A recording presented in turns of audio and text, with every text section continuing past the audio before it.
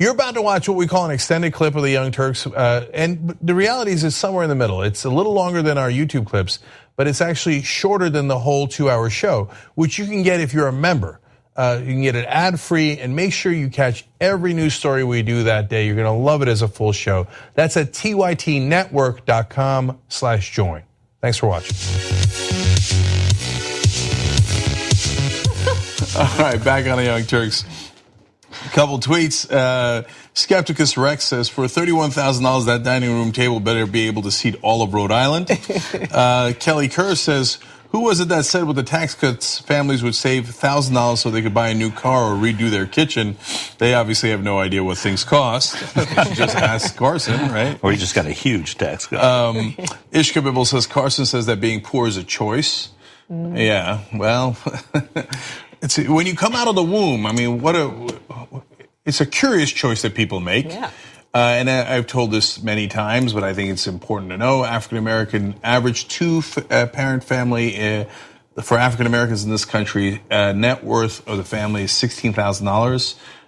Same metrics for a white family is $160,000. Wow. So when you talk about white privilege, you don't know it, but on average, you were born into a family that had 10 times the wealth of an average African-American.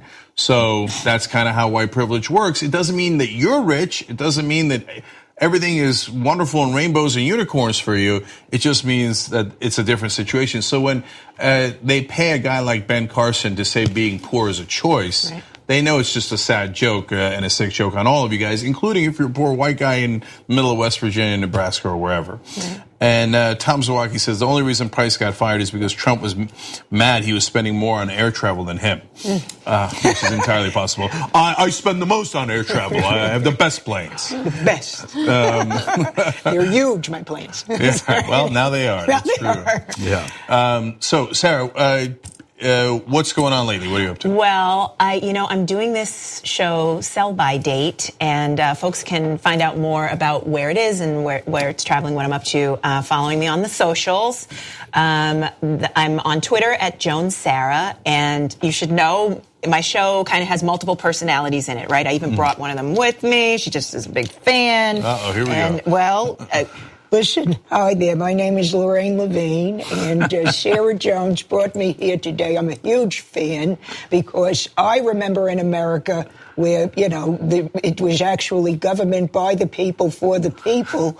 At least, we at least pretended that was the goal. So anyway, I'm in the show Sell by Date. Come to the Geffen because I won't tell you how old I am, but I won't live forever. So come while we're running.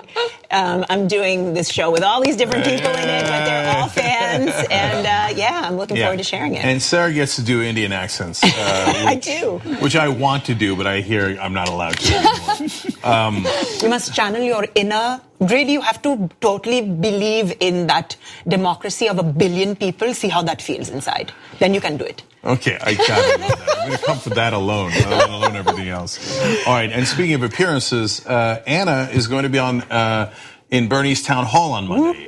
So we're going to have the show normal time, 6 o'clock Eastern on Monday. But at 7 o'clock Eastern, we're going to switch over to the Bernie Sanders town hall on income inequality, a topic we were just discussing. There it is. And Anna will participate in that town hall again. So make sure you're here at tytnetwork.com/live. Is that in D.C. again? Yeah. Yeah. So cool. And then we're going to have commentary, obviously. We're going to watch it along with you guys here. Then we're going to have commentary afterwards in the studio in L.A. And if you want to learn more about the town hall, go to tytnetwork.com/inequality. Okay? All right, what's next, Anna? There is a Senate candidate that I want to inform you about. He is a libertarian and is likely to win the endorsement of the Libertarian Party in his state. His name is Brian Ellison, and he is planning on challenging Democratic incumbent Debbie Stabenow. And he says that homeless people are constantly victims of violent crime, which is true. And it's heartwarming and encouraging to hear that there's someone who wants to do something about this, right? But he thinks that the best solution is to provide them with firearms. Okay. God, I can't. As if they were teachers. Right. All right, so let me give you the details of his proposal. And he's being serious. At first I thought maybe this was a joke, but no, he's being serious. So let's go to graphic 17. He says, frankly, I think the ideal weapon would be a pistol, but due to the licensing requirements in the state, we're going to have a hard enough time getting homeless people shotguns as it is. So he specifically wants to provide them with shotguns because the licensing requirements are a little more laxed when it comes to these shotguns. Now, Ellison said he and his team would aim to pre-qualify homeless people who wanted shotguns and were deemed suitable candidates to own them. So there's the issue of providing the guns, right? But then where do they get the ammunition for these guns? Well, Ellison's always thinking. He did think about this, and he realized that they would provide these individuals with a limited amount of bullets.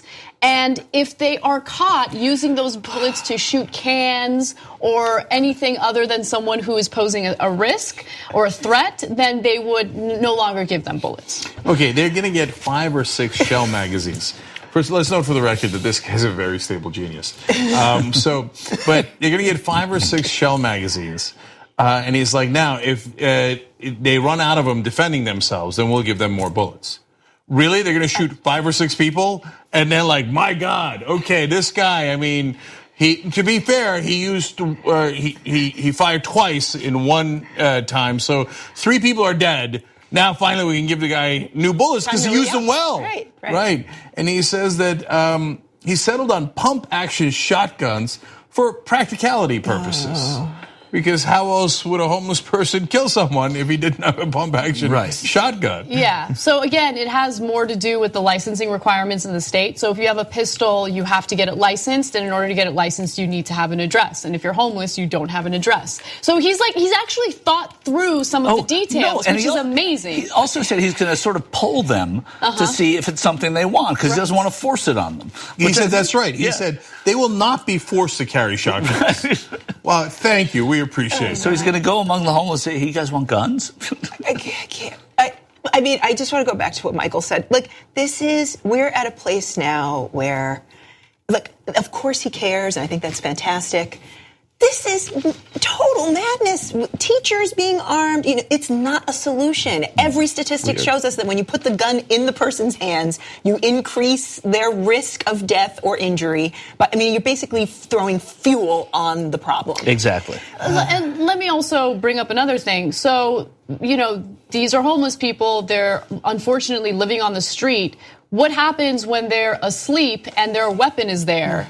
Like, who's going to prevent another person from obtaining that weapon illegally? And I mean, this is such a terrible idea. Trading their guns for alcohol or drugs or money, selling their gun. Right. And you think they're going to go through the proper registration to sell the gun? Right. Or are they just going to say, this is my private gun show? The Skid Row loophole. Yeah. So one more quote from candidate Ellison. He says, are you worried about the police being armed with military weapons? I am. The world we live in is a scary world where the police, who used to dress in short-sleeve shirts and carry a revolver, now have long rifles with scopes and bulletproof vests and armored vehicles. And quite frankly, that scares me much more than a homeless person trying to defend themselves with a shotgun. I think you can be scared of both. Yeah. I think it's okay to be scared of both. I'm definitely terrified of both. Yeah. I'm going with both. But just putting more guns into society. Amazing. Yeah, so look, I want to be clear about something. I don't even think this Ellison guy has bad intent or is a bad guy overall. Look, he says a lot of things that are interesting. He's worried about over-militarizing the cops. He is a libertarian, so he thinks we're doing too much foreign intervention. I looked into him. Okay. And he cares about minority civil rights. Those are all wonderful things. But he genuinely believes that the answer is always a gun, right? Is some sort of weapon. And so like we care about the homeless intensely, and so we think maybe a home, just a thought, some food, a home, right? some healthcare. And I don't say that just like flippantly. Utah, Salt Lake City actually built homes for the homeless and found that it was incredibly cost efficient. Yes. It solved a lot of their medical problems. It solved a lot of the services that you would normally have to provide, and it was like this counterintuitive idea of like, they're homeless. Why don't we give them homes, right? And it turned out to be genius. Other places are trying homes to cut down on emergency room costs, et cetera, providing some funding for rentals, et cetera. So there's so many different ways to address it, but let's also be realistic, and we've talked about this a lot. A lot of the homeless are mentally ill. Right. They didn't choose to be there, they just have an issue, but they also have rights, and it's really complicated, and you want to help them, but you want to respect their rights, etc. Right. But I think the very last thing you want to do to help mentally ill homeless people is to give them a weapon, because I thought of it selfishly, to be honest, like the idea of walking in LA's downtown or in San Francisco with homeless people with shotguns does not sound good to me. I'm keeping it real on that. But you guys made a good point that they're actually more likely to hurt themselves, because that's actually what happens when people own guns. Sarah made the point. She's right. 500 people die every single year in America from accidental gunshot wounds. Mm-hmm. To give you a sense of context, this is amazing. All gun deaths in Japan combined, even if you triple their population to equal ours, is only 39. Wow. Whereas we have 500 deaths every year from just accidents, let alone homicides and suicides, which is over 30,000. It's amazing. I learned today that the NRA, when they hold their convention, gun violence goes down around the country every year during the 5 days of the NRA convention every year. Wow. I'm researching. Isn't it amazing? I'm researching because I'm going to cover it this year, and the convention in Dallas. And when I learned that fact, and I was supported by lots of other research. Correlation does not equal causation, Michael. I'm so sorry. And if you say that, they will shoot you or exactly, arm a homeless man to do likewise. Exactly. I was going to say, get some homeless folks on the payroll. And thank you for that point about it's just a health issue, right? Mental health is just a health issue that needs to be destigmatized. Put guns in the hands of folks who actually just need care. And plus the gun control opponents are saying, no, we have to deal with the mentally ill. This is not how you deal with the mentally ill. Right? Well, but in America, on a macro scale, we have a mental health problem. Of course we do. Because we think that the right answer for everything, including...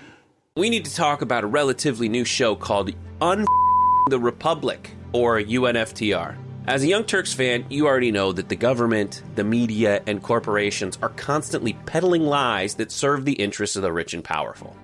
But now there's a podcast dedicated to unraveling those lies, debunking the conventional wisdom. In each episode of On the Republic, or UNFTR, the host delves into a different historical episode or topic that's generally misunderstood or purposely obfuscated by the so-called powers that be, featuring in-depth research, razor-sharp commentary, and just the right amount of vulgarity. The UNFTR podcast takes a sledgehammer to what you thought you knew about some of the nation's most sacred historical cows. But don't just take my word for it. The New York Times described UNFTR as consistently compelling and educational, aiming to challenge conventional wisdom and upend the historical narratives that were taught in school.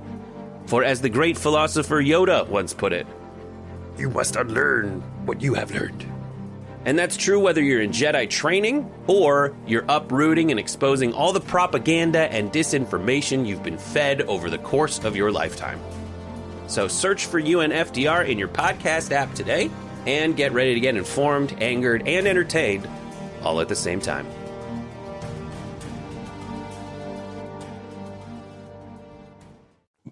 Homelessness driven by mental illness. Right. Oh, it's okay. I got the solution. Give him a gun. Right. Give him a shotgun while you're at it, and that'll solve it. Because the answer is always further weaponry. Yeah. It's amazing. All right, one more story. All right. A Democrat has stepped up in Maine to challenge a Republican candidate for a state House seat. Now, the reason why this particular race is catching headlines is because Leslie Gibson, the Republican candidate, recently was criticized for some of the statements he made on Twitter in regard to the survivors of the mass shooting that took place in Parkland, Florida.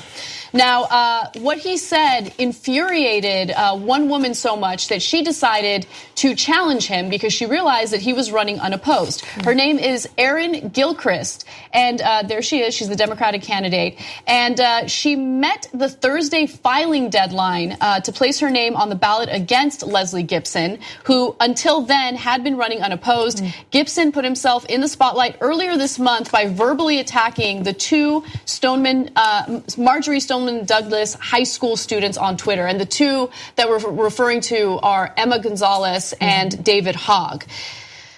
So here's what he had to say about Emma Gonzalez, and it was disgusting. Again, this was on Twitter.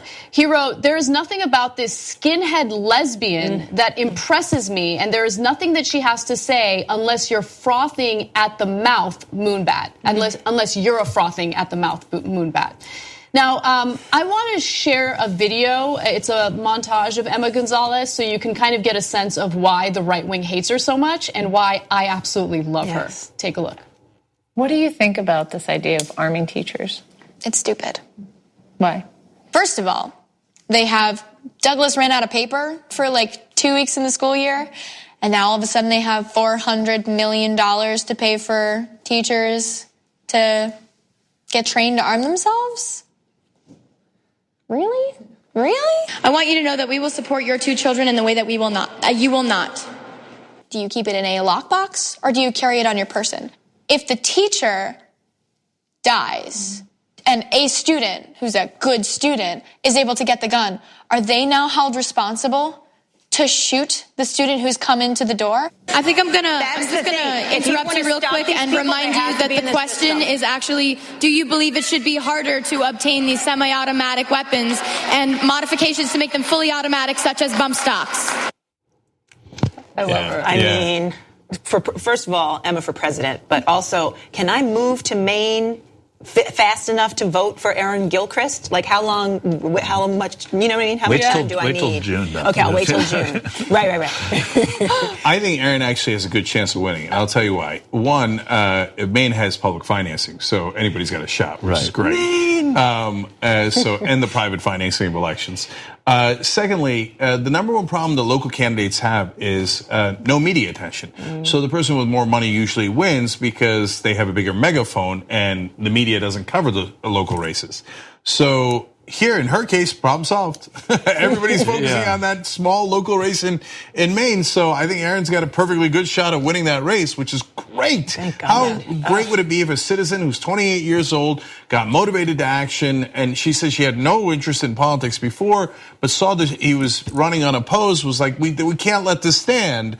And got into the race. I'm telling you, I think she has I can't wait for election night when I tell you, hey, remember that story of the guy who called Emma Gonzalez a skinhead lesbian? Well, that's the former representative from Maine. That would be fantastic. And I want to know something that I just realized as we're doing this story. We try really hard to not say the names of the shooters after the first day or first couple of days of coverage. And I think that we've done a pretty decent job at it, not perfect. And I think the media is now heading in that direction overall, which I'm thrilled about. We've been talking about it for a decade on the show. But for the first time, we have victims' names that are much more recognizable than the shooters' names. So Emma Gonzalez and David Hogg and some of the other students are now really well known, which is amazing. And in fact, what triggered, if you will, this Republican to attack Gonzalez was that Gonzalez's Twitter handle had more followers than the NRA's. And that was the news story that made him a special little snowflake, and he needed a safe space from. So that's why he was like, oh, I can't believe this. Lesbian has more than my beloved NRA. Because conservatives are so obsessed with like Twitter following. Trump and these guys, who's got more on Twitter? This is a little bit of a tangent, but I had to bring it up because someone made this point on Facebook, and I thought it was such a fabulous point. Following this shooting in Parkland, Florida, there were people on the right that were arguing that one of the issues is that, this kid was bullied. He was tortured by the bullying, and if people were just better toward him, treated him better, maybe this wouldn't have happened. But remember, it's the right wing that moans about snowflakes nonstop. Like, oh, special little snowflakes. Oh, do we have to worry about your feelings? So, you can't use that argument when it's convenient for you. And this was not an issue of a kid being bullied. This was an issue of someone who had no reason to have any access to a gun, being able to easily and legally purchase one. So, Anna, that's such a great point. I hadn't thought of that in that way either. which is their main argument is, no, it's not a gun control issue. Because if we just given the bully a safe space, right, or the shooter a safe space from bullies, they claim, right? I think that when you shoot 17 people, you're the bully. But in the topsy-turvy conservative world, he was the poor kid. If he just had a safe space, he'd have been okay. And by the way, the same argument was made when that shooter in Santa Barbara did what he did. And he had made videos about how women wouldn't give him a chance or other female students wouldn't give him a chance. And there were people on the right that empathized with him. So where's your snowflake argument now? They have selective empathy. They love to trot it out when it's convenient for them. Yes. That's exactly right. All right, everybody check out Buy, Sell, Date by Sarah Jones. Sell, buy, date. It's a tricky... Sell, buy, date. Yeah. Okay, that makes sense. All right, like I said, because of the play on words. All right, and Michael Schur on I-24. Yeah, I24news.tv. Come find us. So when we come back, whole new power panel. Simone Boyce is here. Gina Grad is here. Yes. And we got some amazing stories for you guys, including some of these people who participated in the National School Walkout receiving corporal punishment. They were beaten by school administrators for participating in the walkout. Beaten is a very strong word. They were spanked. They were swatted. Okay, that's a better word. Yeah. Well, they're trying to avoid one form of violence. They get, like, come on. Yeah, violence. There's one thing I know: violence is the answer. Always in America. All right, guys, we'll be right back. Thanks for listening to this podcast. You're only halfway through, so hold, stay right here.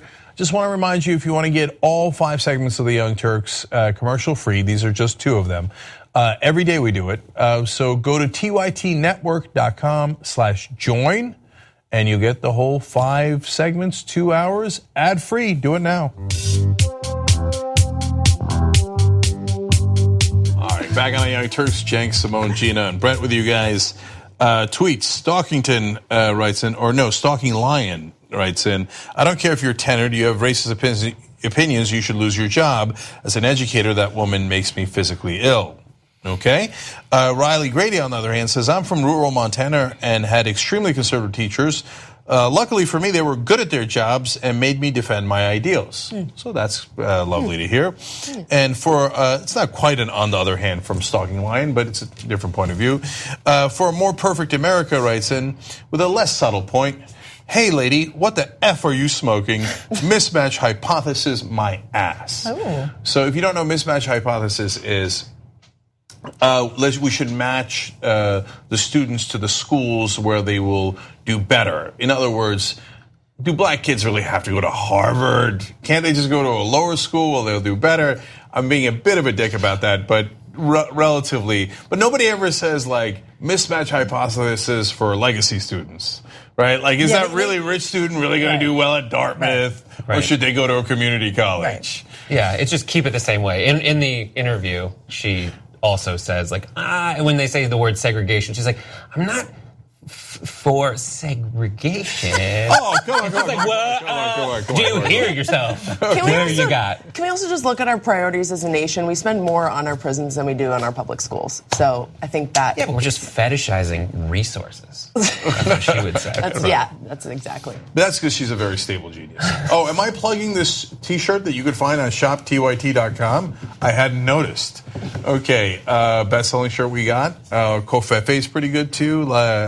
A lot of the shirts are great, but check it out at shoptyt.com.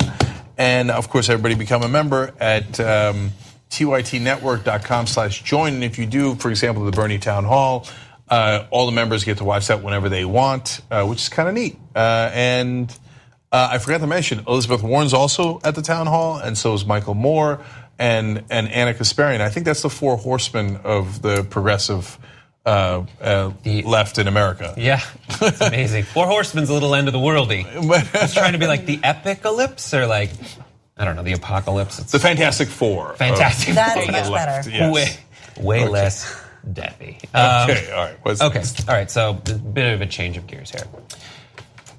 You may have seen news of the bridge collapse at Florida International University. They were building a bridge. It was 950 tons. They called it an incident bridge. And while they were building it, it collapsed on traffic that was allowed to pass underneath it at the time.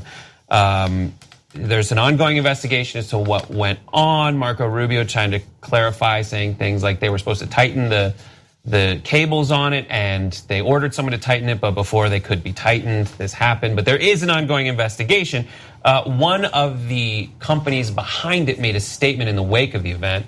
It's called FIG, F-I-G-G, Bridge Engineers.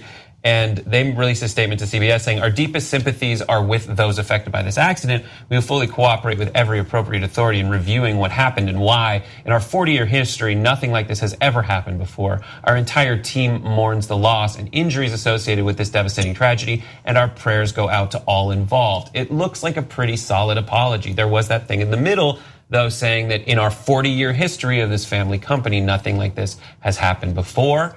But news has surfaced of a previous incident, as reported by WTKR through a Virginia paper, saying construction of the South Norfolk Jordan Bridge back in 2012 was put on hold. It was designed by the same firm after a truss used to build the bridge shifted, which sent a 10-foot, 90-ton piece of concrete crashing down to the railroad tracks below in June 2012. 4 workers were injured in the incident. As a result, the firm was fined officially $28,000. It's just weird that you would, it's a family company, it's a small company, and then you wouldn't mention something that happened as recently as 2012. And also, I thought I read that they put it up in like 6 hours, and that there was plans not even to have this bridge ready till next year. So what's the rush, and what's the payoff for? I mean, it's a footbridge. Go around. Who cares? Yeah. Why would they risk people's lives? It's this new construction method called accelerated bridge construction, and it was developed. I vote no. On name alone, I vote no. Right. It was actually developed in part at FIU, which is why I think they saw this as a publicity opportunity. Oops. And it was developed with a couple of other universities. But yeah, the whole idea is it goes up in like 6 hours as opposed to obstructing traffic for 24 to, or not even like for 24 weeks or however long it takes to build a bridge. We had in here when they built the bridge over the 405, it shut down traffic for like days, entire days at a time. Yeah. Yeah, exactly. I'm never defending anything that they do to enhance the 405 in any way. But because they did that, it didn't collapse and people didn't die. Yeah. So that leads to the most important point, which is like we got to constantly defeat these right-wing mythologies. And so they say, regulation is always bad. Regulation, it slows everything down. You got to deregulate. Well, it kind of depends, doesn't it? Right? So if there's overregulation, which is entirely possible, then yeah, you should deregulate a little bit. If Wall Street keeps crashing the economy, I'd step up the regulation rather than step it down, as an example. And in bridges, let's keep it up. Let's keep the regulations up, right? Because if bridges fall, then people die, and it's kind of a bad idea. Look, buildings used to collapse all the time back in the day. We didn't know how to build them to be earthquake resistant, for example, when earthquakes hit, right?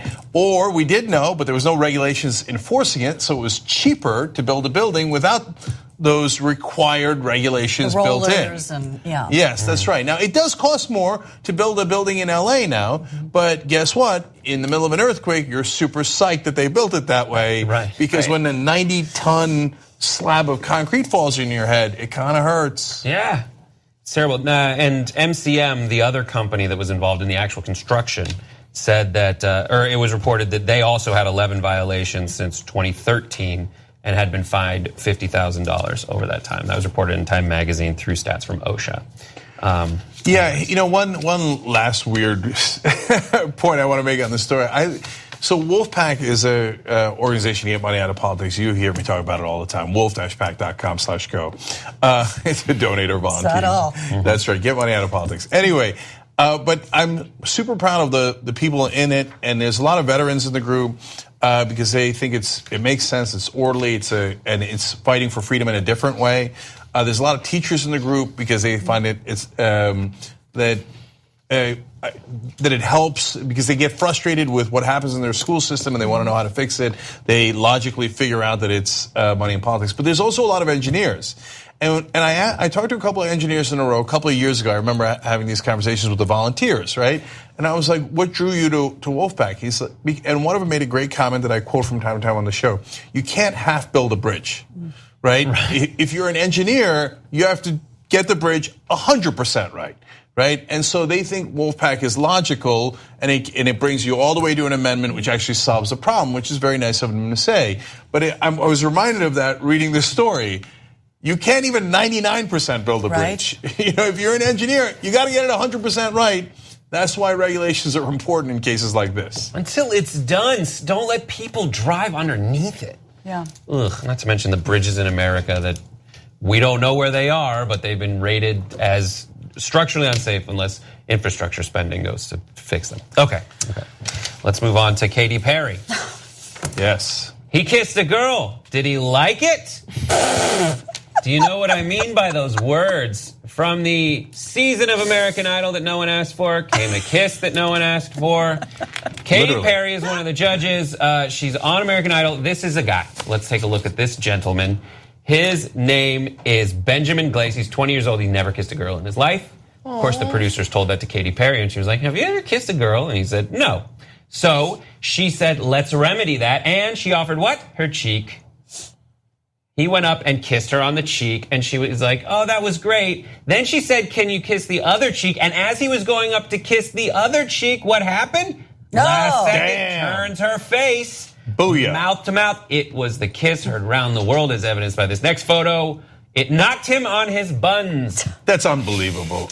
That's unreal. In the wake of this, he said, would I have done it if she said, would you kiss me? According to this quote. No, I would have said no. I know a lot of guys would be like, heck yeah, but for me, I was raised in a conservative family and I was uncomfortable. Immediately, I wanted my first kiss to be special. He was sent home, by the way, because he did not perform well. According to him, his heartbeat was going so fast. But then he came back to qualify his statement saying, I do not think I was sexually harassed, because a lot of people came up and said, this is sexual harassment. It seemed from the previous quote that it was. And he said, I don't think I was sexually harassed by Katy Perry, and I'm thankful for the judges' comments and critiques. I was uncomfortable in a sense of how I have never been kissed before and was not expecting it. Okay, I have enormous mixed feelings about this story. Love it. Bring it. I love this story. Bring okay. it. So, number one, there's something super endearing about the kid. You know, so I don't know if you guys know this, but I'm not a conservative. But he's a conservative kid, and he's 19, and he wanted his first kiss to be special. And for all the kids out there, don't sweat it. It's not going to be that special. Just move on, get the kiss, move forward. Also, It's not going to be with Katy Perry. It will not be. And by the way, getting your first kiss from Katy Perry is pretty special. It's pretty special, pretty neat. Yeah. I would have taken it. Anyway, so he's cute. He fell down, you know, and he's like, oh, I want to be in a relationship. And before, I don't agree with him. I don't think you need to be in a relationship. I think you should get going and all that. But I'm to your point, Simone, right?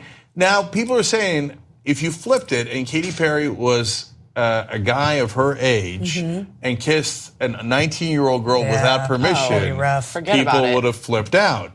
At TYT, we frequently talk about all the ways that big tech companies are taking control of our online lives, constantly monitoring us and storing and selling our data. But that doesn't mean we have to let them. It's possible to stay anonymous online and hide your data from the prying eyes of big tech. And one of the best ways is with ExpressVPN. ExpressVPN hides your IP address, making your activity more difficult to trace and sell to advertisers. ExpressVPN also encrypts 100% of your network data to protect you from eavesdroppers and cyber criminals. And it's also easy to install. A single mouse click protects all your devices. But listen, guys, this is important. ExpressVPN is rated #1 by CNET and Wired magazine. So take back control of your life online and secure your data with a top VPN solution available, ExpressVPN. And if you go to expressvpn.com/TYT, you can get 3 extra months for free with this exclusive link just for TYT fans. That's expressvpn.com/TYT. Check it out today.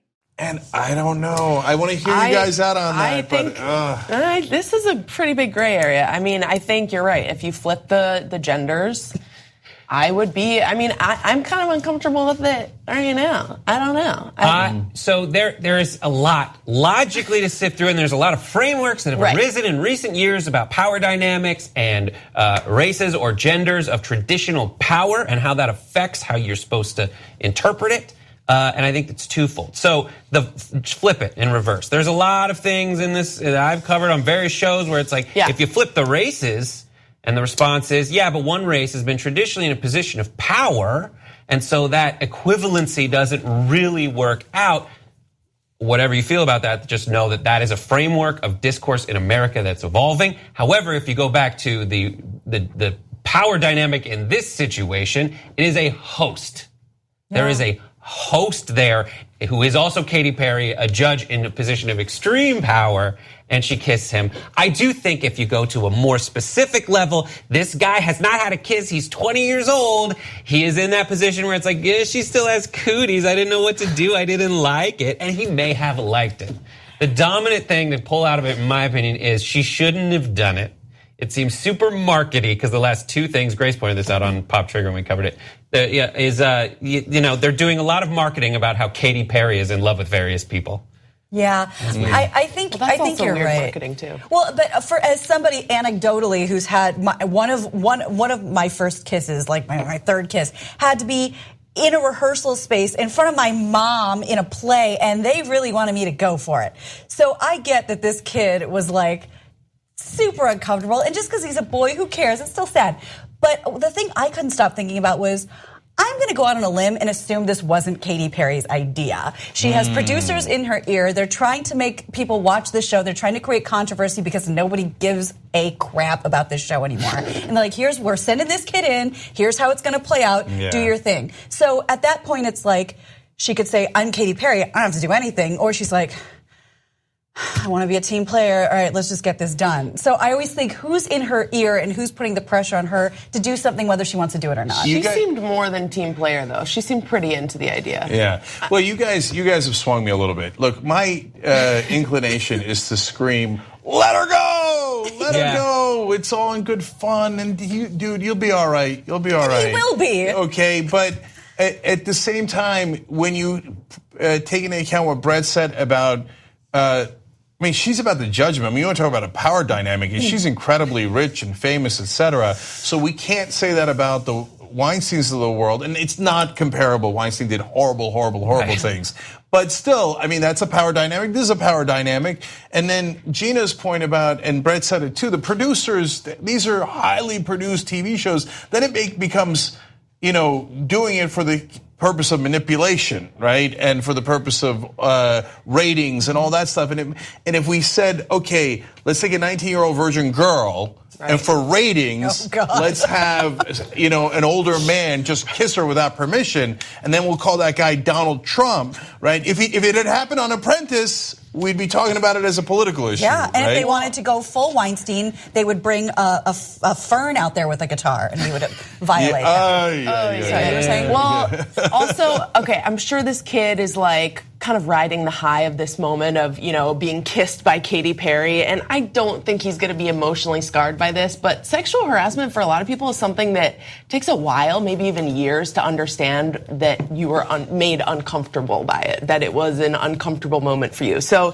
he says that he doesn't think it's sexual harassment now, and that's fine. I think we should take him at his word. Yeah. But how's he going to feel in like 5 years? How's he going to feel in 10 years? Probably realized that he should have kissed people much earlier and was psyched that it happened with Katy Perry. I don't know. I'm just posing But now the question. you split me to the opposite direction and back to where I wanted to go. He said it wasn't sexual harassment. I'm going to take him at his word. Not guilty. Not guilty. Do you want to break and come back and talk about it? Yeah, we got to go. We'll be right back. Thanks for watching what I hope was a lovely edition of the Young Turks. Now, you know that is 2 of the 5 segments that we do because that's free. We want to have you support independent media and come watch the whole show that we do every day. That's 5 segments overall, no ads at all. That's at tytnetwork.com/join. Come become a member. Thanks for watching either way. Thanks for listening to the full episode of The Young Turks. Support our work, listen ad-free, access members-only bonus content, and more by subscribing to Apple Podcasts at apple.co/TYT. I'm your host, Cenk Uygur, and I'll see you soon.